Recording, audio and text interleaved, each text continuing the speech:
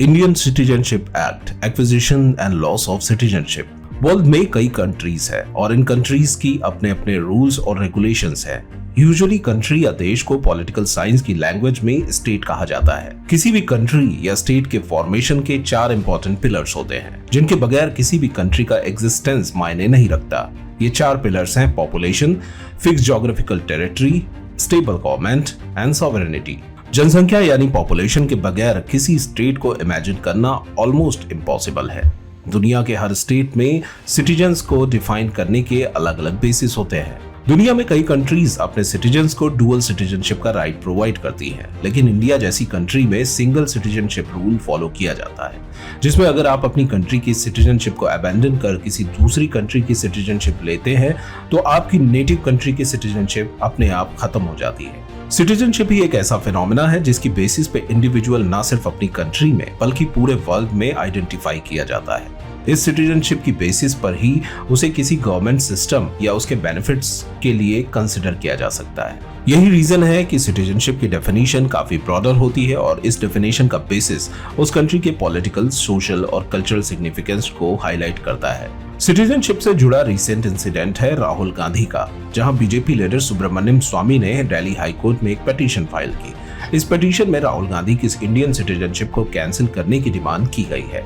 According to Subramaniam स्वामी, राहुल गांधी ने एक UK की कंपनी के डायरेक्टरशिप एज्यूम करते समय अपनी नेशनैलिटी ब्रिटिश बताई थी। आज के इस वीडियो में हम डिस्कस करेंगे इन ग्राउंड्स को जिसकी बेसिस पर सिटीजनशिप को कैंसिल किया जा सकता है, कॉन्स्टिट्यूशन में सिटीजनशिप कैंसिलेशन के लिए क्या प्रोविजन है और इंडिया जैसी कंट्री में इसके लिए क्या प्रोसीजरल नॉर्म्स हैं। So without further delay, let's start the video.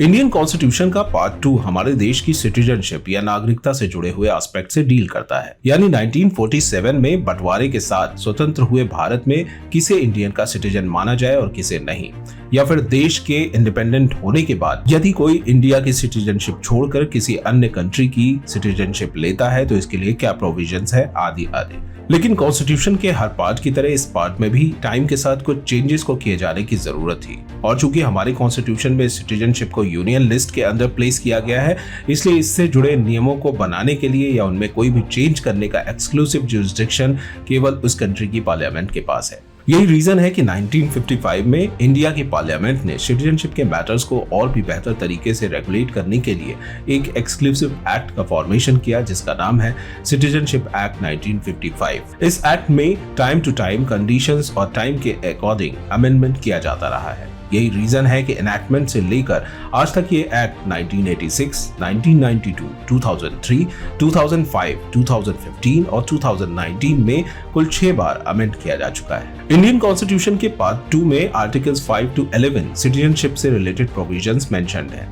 इनमें आर्टिकल 5 to 10 सिटीजनशिप की एलिजिबिलिटी से जुड़े प्रोविजंस को डिनोट करता है, जबकि आर्टिकल 11 पार्लियामेंट को सिटीजनशिप से रिलेटेड मैटर्स पर लॉ फॉर्मेशन के लिए एम्पावर करता है। इसी तरह सिटीजनशिप एक्ट 1955 सिटीजनशिप को एक्वायर करने और उसके कैंसिलेशन से रिलेटेड प्रोविजन प्रोवाइड करता है। इंडियन सिटीजनशिप एक्ट 1955 के अंडर किसी भी इंडियन का सिटीजनशिप कैंसिल किया जा सकता है। ये 3 वे से पॉसिबल है: रिनंसिएशन, टर्मिनेशन और डिप्राइवेशन। सबसे पहला तरीका है रिनंसिएशन यानी त्याग। इस केस में अगर कोई इंडियन सिटीजन अपनी मर्जी से अपनी सिटीजनशिप को छोड़ना चाहता है तो वो एक डिक्लेरेशन देकर अपना इंडियन सिटीजनशिप कैंसिल करवा सकता है।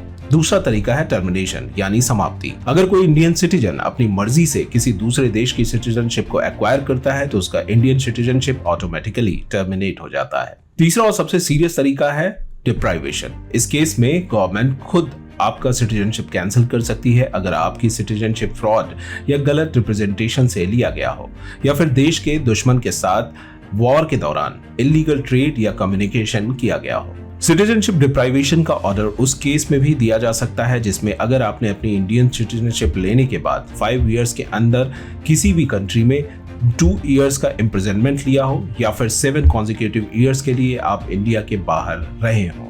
तो ये था आज का वीडियो इंडियन सिटीजनशिप की कैंसिलेशन के बारे में। आपको ये वीडियो कैसा लगा हमें कमेंट करके जरूर बताएं। हमारे इस वीडियो को ज्यादा से ज्यादा लाइक, शेयर और सब्सक्राइब करें और ऐसे ही इंपॉर्टेंट टॉपिक्स के लिए बने रहें फोरम IAS के यूट्यूब चैनल पर।